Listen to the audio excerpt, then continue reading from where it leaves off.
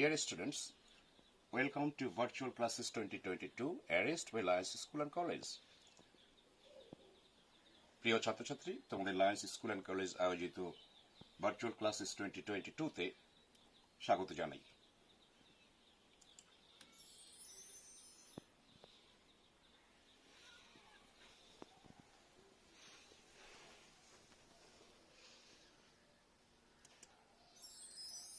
Today, I, Rabindranath Roy, your English teacher, am going to discuss completing sentences. আজকে আমি completing sentences নিয়ে কথা বলবো। And before we do that, we shall learn what a simple sentence is. Look at the question here. প্রশ্নটা দেখো, what is a simple sentence? তার একটা সংজ্ঞা দিয়েছি, একটা simple sentence কি? তার সংজ্ঞা এখানে দিয়েছি আমি। A simple sentence is a sentence that has only one subject and its predicate.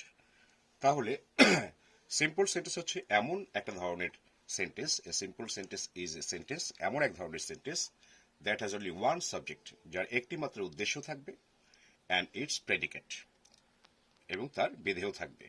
Bangla ব্যাকরণে যে আমরা সাবজেক্ট পড়েছি, উদ্দেশ্য পড়েছি, তার ইংরেজি হলো সাবজেক্ট, এবং প্রেডিকেট হচ্ছে বিধেয় শব্দটির ইংরেজি। তাহলে একটি উদ্দেশ্য এবং একটি বিধেয়যুক্ত যে সেন্টেন্স, সেটাই হচ্ছে তোমার সিম্পল সেন্টেন্স। আমি দুটো এক্সাম্পলের মাধ্যমে তোমাদের সিম্পল সেন্টেন্স কিরকম হতে পারে সেটা দেখিয়ে দিচ্ছি। এখানে দেখো, আমার দ্বিতীয় যে সেন্টেন্সটা রয়েছে, এখানটায় উদাহরণ রয়েছে, আই কেম, আমি এসেছিলাম। আই এখানটায় সাবজেক্ট এবং কেম প্রেডিকেট। এই যে কেম প্রেডিকেট হলো, কেম একটা ভার্ব, সে একাই প্রেডিকেট। মানে হলো যে একটা সিম্পল সেন্টেন্স শুধুমাত্র একটা সাবজেক্ট এবং একটা ভার্ব দিয়ে তোমার প্রেডিকেট গঠিত হতে পারে। মানে শুধুমাত্র একটা ভার্বেও কি হতে পারে, প্রেডিকেট গঠিত হতে পারে। কিন্তু প্রথম সেন্টেন্সটি দেখো, a dog was barking A lot in the neighbourhood last night. একটা কুকুর কাল রাতে এলাকায় প্রচুর ঘেউ ঘেউ করছিল। তো এখানটায় ডগ হলো সাবজেক্ট, ওয়াজ বার্কিং ভার্ব, এরা হচ্ছে প্রাইমারি এলিমেন্টস। একটা সিম্পল সেন্টেন্সে এই দুটো জিনিস থাকতেই হবে, বা যে কোনো সেন্টেন্সে এই দুটো জিনিস থাকতেই হবে। এই যে এগুলো, a lot in the neighbourhood last night, এগুলো হচ্ছে এক্সট্রাস, হ্যাঁ, যেগুলোকে আমরা অনেকে এক্সটেনশন বলে থাকি। তো মূল বিষয়টা হলো যে একটা সিম্পল সেন্টেন্সে একটা সাবজেক্ট এবং একটা ভার্ব অবশ্যই থাকবে, এবং আরো এক্সট্রাস থাকতে পারে।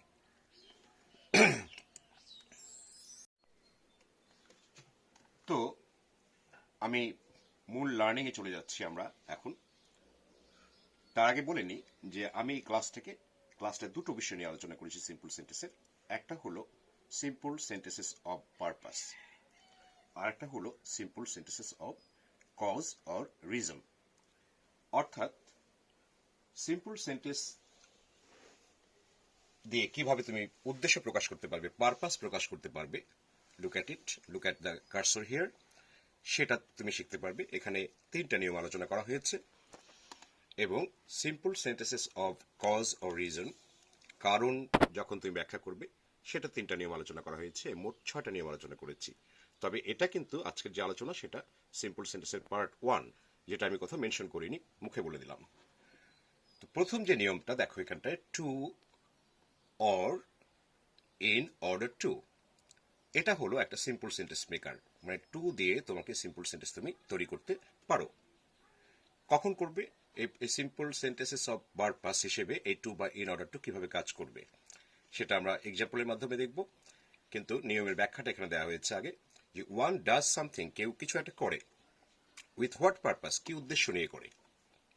তুমি স্কুলে যাও, কি উদ্দেশ্য নিয়ে যাও। তুমি মসজিদে যাও, কি উদ্দেশ্য নিয়ে যাও। তুমি বাজারে যাও, কি উদ্দেশ্য নিয়ে যাও। এই ধরনের কথাগুলো বলার জন্য তোমাকে টু বা ইন অর্ডার টু তুমি ব্যবহার করতে পারো। এখানে এক্সাম্পল দেখো, উই গো টু স্কুল, আমরা স্কুলতে যাই। কি উদ্দেশ্য নিয়ে যাই? টু লার্ন, শেখার জন্য। আবার দেখো, মাদার কুকস, মা রান্না করেন। কি উদ্দেশ্য নিয়ে রান্না করেন? টু ফিড আস, তুমি আমাদেরকে খাওয়ানোর জন্য। টু ফিড আস, আমাদের খাওয়ানোর জন্য। আমরা এখন এই সিম্পল সেন্টেন্স অফ পারপাসের দ্বিতীয় নিয়মে যাব। দ্বিতীয় নিয়মে বলা হয়েছে এই সিম্পল সেন্টেন্স মেকার, দেখো আমি এখানে মার্ক করে দেখিয়ে দিচ্ছি কার্সর দিয়ে, with a view to plus verb ING. With a view টুর পরে ভার্বের সঙ্গে আইএনজি যোগ করে তুমি সিম্পল সেন্টেন্স তৈরি করতে পারবে। তুমি যেটা টু বা ইন অর্ডার টু দিয়ে করতে পারতে সেটা উইথ এ ভিউ টু দিয়েও করতে পারো। কিন্তু লক্ষ্য করে দেখো এখানে বলা হয়েছে যে ভার্ব প্লাস আইএনজি, যদিও আমি প্লাস সাইনটি ব্যবহার করিনি, হ্যাঁ, ভার্বের সঙ্গে এখানে আইএনজি তোমাকে যুক্ত করতে হবে। কিন্তু আমরা যখন টু বা ইন অর্ডার টু করবো তখন ভার্বের সঙ্গে আইএনজি যোগ করা যাবে না, ভার্বের মূল যে ফর্ম বা বেস ফর্ম যেটা সেটা ব্যবহার করতে হবে। এখানেও একই বিষয় যে উইথ হোয়াট পারপাস, আমরা কি উদ্দেশ্য নিয়ে কোনো কাজ করি, সেরকম কথাগুলো আমরা with a view to plus ING দিয়ে তৈরি করতে পারবো বা বলতে পারবো। এখানে এক্সাম্পল দেখো, আমি এক্সাম্পলগুলো চেঞ্জ করে নিই, কোথাও সেম রেখেছি। উই গো টু স্কুল, আমরা স্কুলে যাই, উই গো টু স্কুল, কি উদ্দেশ্য নিয়ে যাই, with a view two learning. কেন যাই আমরা, কি উদ্দেশ্যে যাই, শেখার উদ্দেশ্যে যাই, with a view two learning. কি উদ্দেশ্যে, শেখার উদ্দেশ্যে, with a view two learning. আমরা আগের সেন্টেন্সে দেখেছিলাম টু লার্ন, এখানে আমরা দেখছি with a view two learning, এখানে আমরা আইএনজি যোগ করেছি। মাদার কুকস, মা রান্না করেন, কি উদ্দেশ্য নিয়ে রান্না করেন, with a view to feeding us, with a view to feeding us, আমাদের কিছুর জন্য, খাওয়ানোর জন্য, ফিড মানে খাওয়ানো। আমরা এখন পরবর্তী নিয়মে চলে যাব পারপাসের। আমরা ফর এর পরে ভার্বের সঙ্গে, আমার থার্ড নিয়ম যেটা আলোচনা করেছি আমি এখানটায়, ফর এর পরে ভার্বের সঙ্গে আইএনজি যোগ করে, আমরা ফর এর পরে ভার্বের সঙ্গে আইএনজি যোগ করে সিম্পল সেন্টেন্স তৈরি করতে পারি।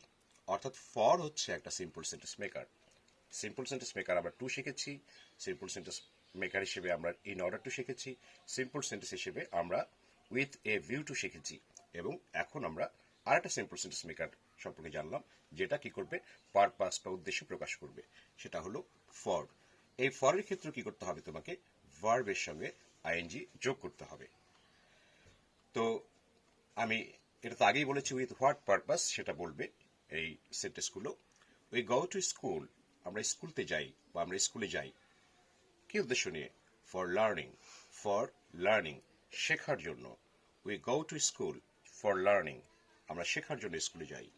মাদার কুকস, মা রান্না করেন, for feeding us, for feeding us, আমাদের খাওয়ানোর জন্য। আমি এখন নেক্সট নিয়মে চলে যাচ্ছি।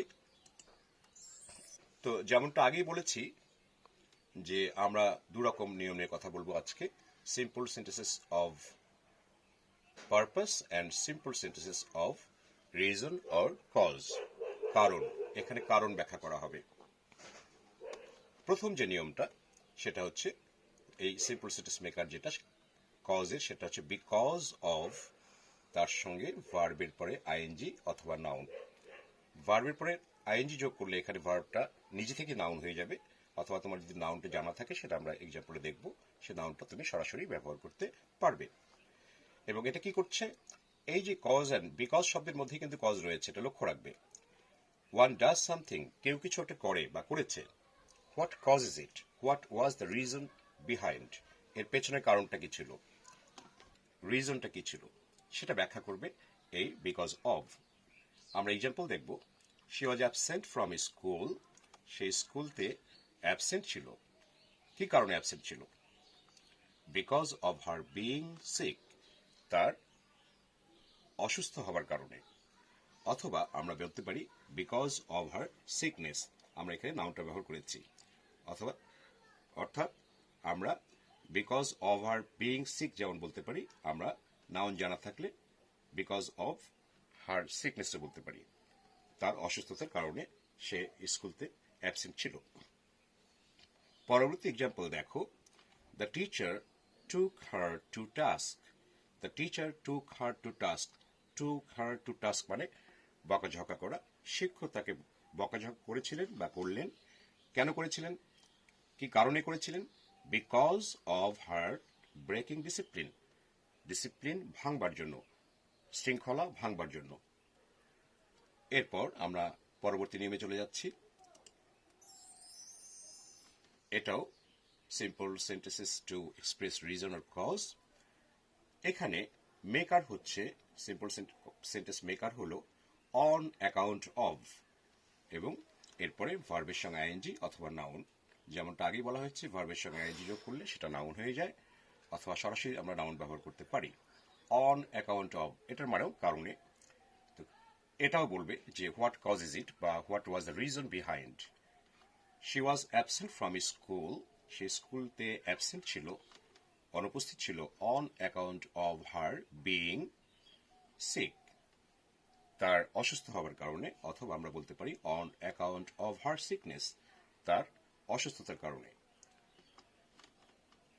আরেকটা এক্সাম্পল দেখো, father took leave from office, বাবা অফিস থেকে ছুটি নিয়েছিলেন, লিভ মানে ছুটি, on account of his being sick, তার অসুস্থ হবার কারণে।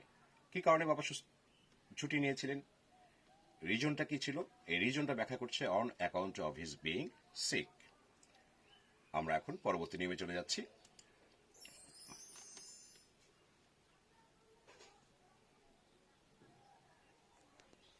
তো ডিয়ার স্টুডেন্টস, আশা করি তোমাদের ক্লাস ভালো লেগেছে, অথবা কোথাও কোনো সমস্যা হলে আমার সাথে তোমরা যোগাযোগ করবে। আর আজকে মঙ্গলবার, যখন আমি এই ক্লাস রেকর্ড করছি, গতকাল এর তথ্য অনুযায়ী রংপুরে 40-শতাংশের ঊর্ধ্বে করোনায় সংক্রমণ হার ছিল। তো তোমরা সবাই তোমাদের হেলথ অ্যান্ড হাইজিনের বিষয়টা ভালো করে লক্ষ্য রাখবে, আর তোমাদের কোনো সমস্যা হলে আমার সঙ্গে যোগাযোগ করবে। সবাই ভালো থাকবে। Thank you very much.